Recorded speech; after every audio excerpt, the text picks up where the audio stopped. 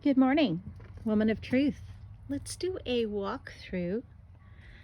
Yesterday morning and all day I stained the kitchen and I polyurethaned the countertop. The countertop is still in need of a couple of more applications, so I'm going to lightly sand that. Probably not today. It's not great today for polyurethane, but let's step back, take a look at the lovely kitchen. And yeah, the stonework is coming along. I've added a couple of more rows and I'm actually loving this idea. It's working as I had hoped. It's just tightly adhesed. Each stone is kind of, I think it'll take movement. The adhesive that I used is a flexible adhesive, so that adhesive itself will have a little bit of room for movement. This structure that I have built is not going to move around a lot. I did not build it for vacation purposes. I built it for stationary, periodic, emergency mobile unit to be taken to a certain location and stay for a while. Now, the only exception to that is that I do mission work throughout the country, throughout the world. And as long as we're in the United States, and if the Lord calls me to a certain area after a disaster or for whatever reason, I will use it to travel then. Of course, I would secure all of the appliances before going. But this unit was not created for constant movement. Now, yesterday I did quite a bit of modification on this first cabinet that I built. Now, originally it had a big fat 2x4 along the bottom. It had more wood down the side trimming out.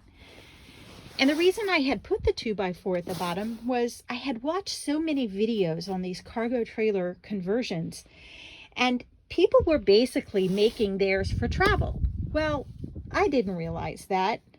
And they were putting a barrier there so that the things inside their cabinets weren't sliding out to the floor. Well, I found that it defeated the purpose of what I originally wanted, but I didn't know this until after I had built it. I had known all along I wanted to use a stool of some kind to be able to sit here or push over into this area and use this side and this side as a desk. Well, with that barrier down at my toes, that 2x4, and then I had another board running here, it left very little space to sit and your legs couldn't go anywhere. So that was the first thing that I knew I needed to modify. And yesterday it took more time demolishing it than it did building it, because I had to take a jigsaw and cut it out right there because I couldn't take the whole thing apart. So hence the rough look right there that I can take a sand or two and just even that up a little bit. But I'm really happy at how well it worked. I wasn't sure I was going to be able to pull it off, but I was able to pull it off, folks, and remedy the work that I had previously done that just wasn't going to be usable space. I even regret putting the 1/4 inch piece down. I wish I had just left it bottomless like this side. So now I have that 1/4 inch there, and if I could think of a way to cut that out without damaging the floor underneath, I would, if it wasn't too much trouble, but I can't. I don't have the tool to do that. So it's going to have to stay, and I'm going to have to decide whether I want to add another 1/4 inch to it by putting the flooring on top of it, or just stain it. So the jury is out on that. I'll think about it today.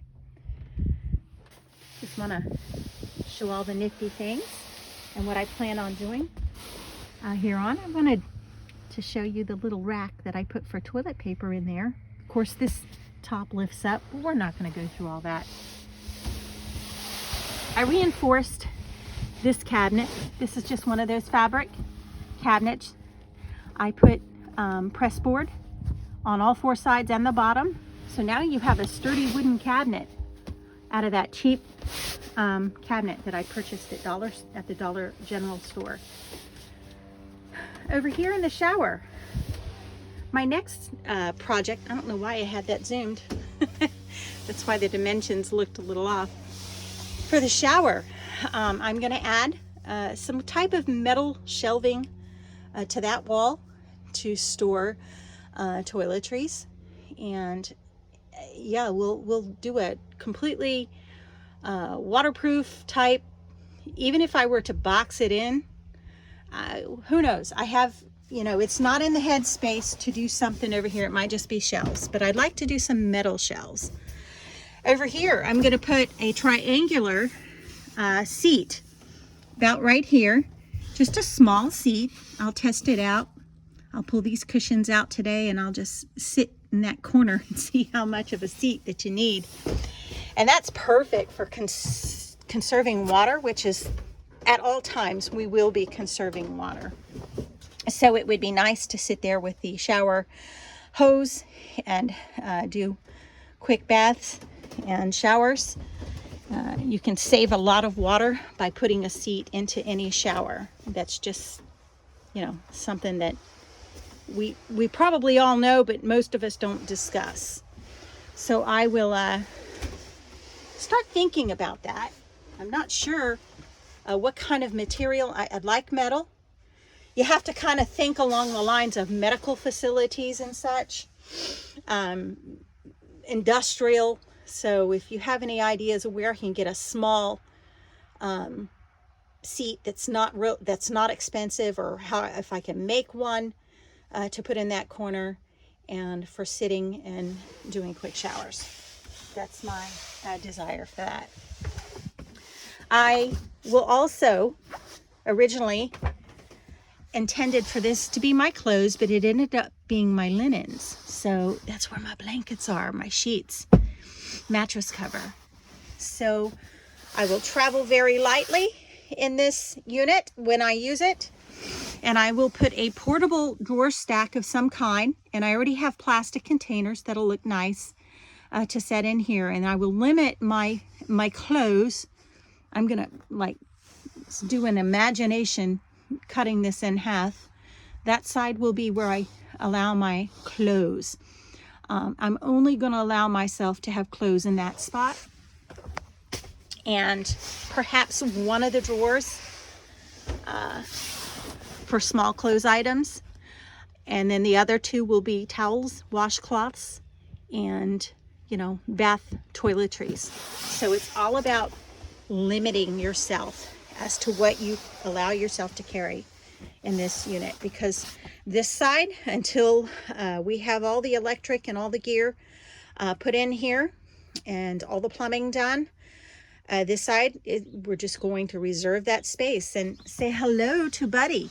Yes, I did buy one of those months ago that I forgot to share. That's my backup heat source. My first heat source will be the wood stove that I get to go here, and my backup heat source will be the Buddy. It's not the biggest Buddy, and it's not the little Buddy. It's just the Buddy. Kitchen, got to put the handles on today.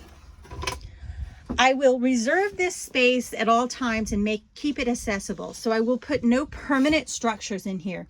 Matter of fact, that cheap dolly down there is just a cheap $8 dolly that I screwed or bolted a piece of attractive wood to the top. So whatever cabinetry, drawers, everything will be portable so that you can move it out. And whoever works on plumbing, whether that's myself or whoever I hire, or if Bill helps me, I want this place accessible to anyone who does anything to this trailer. I don't want them to have to come in here and be frustrated because they can't do the work they need to do because there's so much stuff in the way. Shoes, boots. I am a boot girl. I own about 8 pair of cowboy boots, all different kinds, styles, brands. I swear by them, but they take up space. I will limit, which is why I left this open in good weather, those boots until I can build an outdoor structure. that's attached to this unit to keep my shoes in. A couple pair can be stored there. And last night I began work on a workstation and a storage and a tool station. So this is the right side of the shower, and it gives me a perfect spot for 24-inch shelves. Now we can add another shelf, or we can just wait to see what's going to be stored back here. I think they're wide enough for batteries, lithium batteries. I'm not positive, and I know that I have utilized every centimeter of space. These cabinets cannot be any wider because of the door. I can build something to close it in. I can keep it open. Still, we're in the beginning stages of building a station. I'm not so sure what this will serve the purpose for. It could be I'll build an outdoor kitchen, and this is where I'll store my outdoor cook source and pull it out, and you have this ramp for a porch, and which is the lovely feature about the ramp door is that you can extend your dwelling space when you have a ramp door, and you can have your little outdoor kitchen in this area. So I've just started working on that. If you have any ideas, shoot them my way. I love seeing your ideas and hearing about them. Let's walk to the garage. Of course, my garage is not a total wreck, but it is a little bit disorganized because I've been building all summer. So I have my little stacks here and there. We're gonna take these out for the first time. These are the water storage containers that I bought many months ago, knowing that I would eventually need them. And actually, these can be used, and here's my clean water tank. We're gonna set them in the trailer and see how well they fit into the spaces we have. But actually, if I go ahead and install the fixtures into the plumbing fixtures, the kitchen spigot, the shower sprayer and all, you can actually use these containers, and they have these little things that heat the water. I actually own 2 of them that you can drop in. But anyway, you can use these containers, and there are many systems, especially marine systems with foot pumps and such. Very, very basic non-electrical working systems that I could take this trailer before the permanent plumbing is run, before the electric is in and wired, and I can take it and I can actually survive if I had to. And I'd have a water source with a little renovating, with a little, working it out. So we're going to take these containers and we're going to just see how well they fit into the unit that I have built. We're getting down to the nitty gritty, folks. Now we're talking off grid now. We've built the unit. Now we're making it off grid usable with what we have today. And if you haven't noticed, my videos evolve. I'll have an idea or I'll have a plan, and a week later I'll post something and it's totally the opposite of what I originally planned. That's called evolution. And that's what happens when you're building something for the first time and you're in an area that you don't know anything about. So we do know that we will have to have a clean water container in this unit in the area of the sink. So I say, there we go for that. You have to have a gray water tank. If you don't have plumbing to use power, shore power and shore plumbing, well, you have to provide your own tanks. And I bought this narrow one that I was hoping, well, hallelujah. Check that out, folks. The one fits one way and the other fits the other way, and we have room to spare. We could probably fit another of the slim gray tanks. They do come in different shapes and sizes for this purpose. Look at that, folks. That's all the space. That water container takes up. And that is a pretty big one too. That will hold drinking water. Of course, I would use a different for drinking. That is a 7-gallon, looks like. Good size. So you have 7 gallons plus the other one. I have that second one. So you have the 7-gallon, and then you have the 6-gallon. There's no way. There's no way that big old... Let's look at that again. I gotta put my glasses on. How can that be? How can that be a 6-gallon? And that be only a 7-gallon?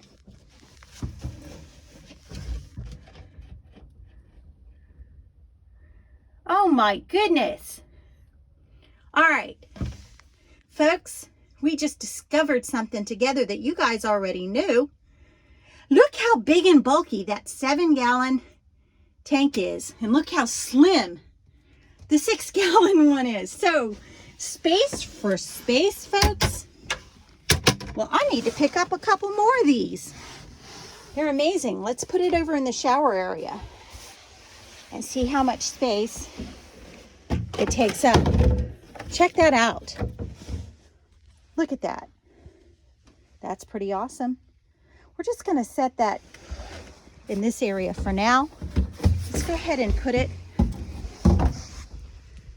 under here for storage, because we do know no matter where it ends up being for its permanent home, it's going to be in this unit and maybe one more. Stop and think. Look at all this space I have. The composting toilet that I'm going to use, I have not put in here yet. But the reason I've kept this little, I call it a play toilet, sitting around is because it always reminded me that whenever I was building, whenever I was constructing, that I needed to remember how much space this takes up. So I always put it in the area that I was constructing. And my friends, I do believe I can put a water canister over there, and guess what? We have water for washing our hands. So I believe I can figure out a way to construct a clean water system, and it will actually fit, taking up no more space in the area of the composting toilet. So it's time to research plumbing, order the fixture for the shower. I already have the fixtures for the sink. Figure out how to do that. Get some basic plumbing worked up. And of course, as soon as I can line up Bill or whoever to do some wiring for the electrical, we're on our way to having an emergency mobile unit. Now, this unit, once that is done, is ready when God calls me to go here, there, just say he needs me on the mission field in the U.S. And he needs me to go to these areas that are hard hit by bad weather, hurricanes, earthquakes, any natural disaster, or whether it's to evangelize, whatever it may be. If I find myself, God forbid, oh please, I pray that never happens, homeless, well, pretty much I have a ready-made home. If things get really, really bad and the regime hunts us down like dogs to inject us with venom in our arms with a vaccine that we're opposed to, yeah, guess what?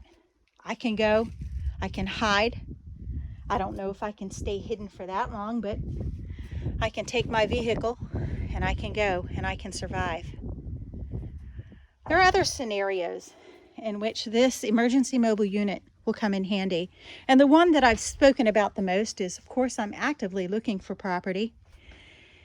And when I'm able and it's legal to pull it on that property to begin homesteading with my own blood, sweat, and tears, with my tools that I have and the tools that I'll purchase, and start building permanent structures and taking care of the land and raising some livestock, guess what?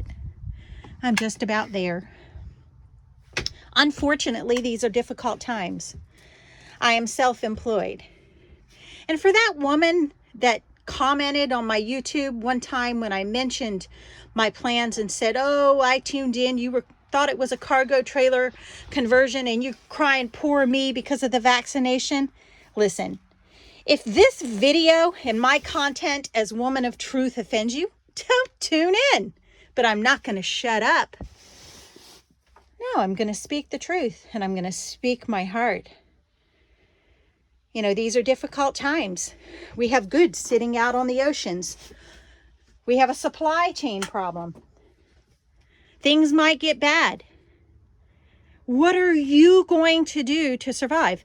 I've applied myself day and night. I have put every spare dollar into doing something rather than just standing passively by while the world is on fire and while people are condemning other people for not stepping in line like the sheeple they want us to be, sticking out our arm for an injection we don't want, that is being pushed by a government we no longer trust, that is run by a medical police state. You know what I say? If you don't like the content of my videos, hit the road, Jack, and don't you come back no more, no more, no more.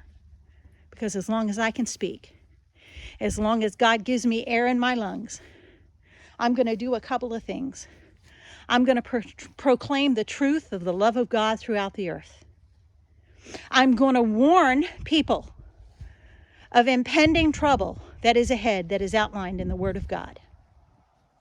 I'm going to remind us all that it's better to obey God rather than man. I'm going to do everything I can to encourage my fellow brothers and sisters to think on their own, be quick on their feet, to be ready. Doesn't the Bible say, be vigilant? For your adversary, the devil, walketh about as a roaring lion, seeking whom he may devour. For his mission is to kill, to steal, and destroy. And I'm supposed to sit back and shut up because some liberal woman logs on to my videos and doesn't like my cargo trailer conversion videos because it mentions the purpose behind what I am preparing for? I don't know what I'm preparing for. None of us know what tomorrow holds. I don't know what tomorrow holds, but I know who holds tomorrow. And I know this: I'm not going to sit idly by while my country is being robbed from under my feet. You know what? I don't have anyone to fight for me but the Lord. I don't have someone to go out there and defend me against a bullying system that'd like to take me down, or at least make me one of its servants and serve them forever while they get fat and rich and stay home on paternity leave with their male lover as they adopt little babies that they could not naturally have. I'm going to prepare for the worst and expect the best. And I'm going to believe in miracles, and I'm going to be the American God called me to be. You can't push an American around, not a true American. We're made of good stock. Just ask my second cousin 7 times removed, James Madison Jr., whom we share the same blood of the same forefathers and the same sets of grandparents in our veins. While he has gone on to his greater prize, he left us a beautifully constructed Constitution of the United States of America. And you think for 1 second I'm going to get offended by 1 or 2 mealy-mouthed liberals who don't like us when we stand up and speak the truth? I'm not a rich woman. I'm a private detective with an agency that was called to a halt last year by my federal government. An agency that may not survive. I didn't get freebies. Nobody gave me from the SBA a $10,000 gift or a $5,000 gift. No. They gave me a loan I have to pay back. Yeah. I didn't get freebies. Their intention, this government's intention, is to keep me from working as an independent business sole proprietorship. Yeah, it's true. They can cause such conflict in the economy that nobody wants to hire a small business owner. But you know what? Did I stand idly by and do nothing? Did I sit on my thumbs and cry about it? No, I'm a woman. I'm one woman. I took what I had. The dream started when I built that fence, just a partial fence, and it's not even that pretty. And I built a little shower out there just for the pleasure of my family and all my children and grandchildren, so they wouldn't go into my house in the summertime with their wet, chlorine-soaked bodies. And a dream was born. I did that during a heat wave while I was sick from working for FedEx Ground. Yeah, I'm a female, medium stature, working for FedEx Ground. Anyone who knows bulk delivery for FedEx Ground is a job worthy of anyone's honor and praise for how hard it is. I did that. Got so sick, I had to stop. And what did I do? Did I sit in the house and convalesce? No. I built a fence and a shower. And then this past year, during the pandemic, I took my stimulus money and I said, let me use stimulus money for what stimulus money is meant for. I took every dime of my stimulus money and I went over across that field to Duke's Lumber and I gave the local business every dollar that I had. And they delivered it to my house. And what did I do? With a chainsaw, mind you. I built a deck. I didn't cry. In the heat, another heat wave in early summer, I built a deck, not knowing what the heck I was doing. But you know what? When things get rough to the Patriot and life gets hard, you don't stop. You dream, you create, and you build. And it was there while listening to a YouTube video on a young man and his wife who talked about building their own place and homesteading and said, every one of you think you can't do it. You can do it. I took what cash, money was good, it was flowing, I had lots of work. I saw this before I knew anything about these things. I said, I'm going to do it. This is going to be my graduation. I started with a fence. I moved to a deck. I picked up a cargo trailer. And on my mind, the whole time I'm making my mistakes and drilling holes through the end of my trailer like an idiot. Dumb, stupid mistakes. Cutting holes too big for the freaking windows so that we had to modify. What did God do? He put a plane builder there. Bill, he put a plane builder and his wife who said, I can do that. That's no problem. But the whole time I'm doing this, what is on my mind? It's the greater prize. It's we're living in an unstable environment. We don't know our government anymore. Our government has betrayed us. They're no longer American. They are a regime run by a medical police dictatorship. So what do? Lord, teach me how to build my own structure so I can build my own house. He says, okay, let's start with a 5x12 trailer. And you're not going to have much help. I'm going to call in the team when you need help because you do stupid crap. But for the most part, girlfriend, I'm your instructor. Because this is just the prototype for what's about to come. This is a temporary dwelling to inspire other people. That a little girl with a chainsaw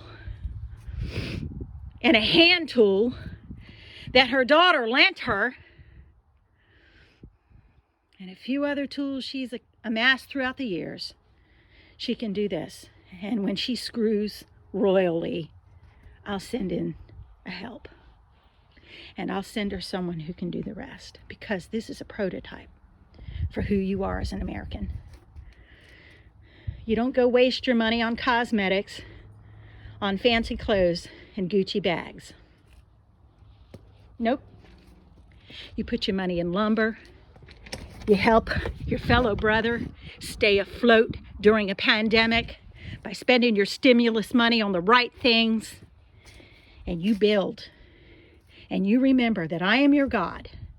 And just like Noah before you, who prepared an ark for the saving of his house, by faith, you build. And I'll send the help when you need it. But this is just the prototype for what's to come. You can build farms. You can build cabins. And you won't owe anyone anything. And you'll be owned by no man, by no government. This is Woman of Truth. I hope I've inspired you. I speak with passion. And as long as I have freedom to post cargo trailer conversions and speak from my heart, I'll do it till they shut me down. Have a wonderful day. Whatever God has put in your heart to do, if it's legal, if it's right, if it's holy, if it's just, do it with all your might and give him the glory when it's done. God bless you, and God bless America.